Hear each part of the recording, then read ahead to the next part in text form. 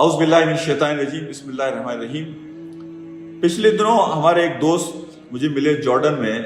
انہیں نبی پاک صلی اللہ علیہ وسلم کی اس حدیث کا مجھے حوالہ دیا جس میں آپ صلی اللہ علیہ وسلم نے فرمایا کہ ایک مسلمان کی زبان اور اس کے ہاتھ سے دوسرے مسلمان کو محفوظ ہونا چاہیے۔ تو انہوں نے ایک بات کہی کہ دیکھیں یہ تو ایک عام مسلمان کی بات ہو رہی ہے اس حدیث میں کہ ایک عام مسلمان کی زبان اور اس کے ہاتھ سے دوسرا مسلمان محفوظ ہو۔ اب ذرا غور کیجئے کہ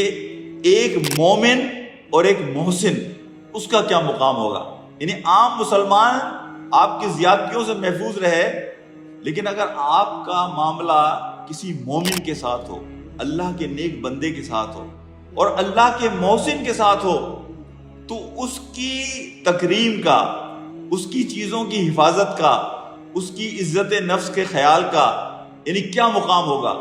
عام مسلمان کے لیے جب یہ حکم ہے کہ آپ کی زبان سے اور آپ کے ہاتھ سے وہ محفوظ رہے، تو مومن اور محسن کا درجہ تو اس سے بہت زیادہ بلند ہے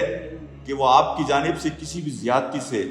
کسی بھی ظلم سے، کسی بھی اپریشن سے وہ محفوظ رہے۔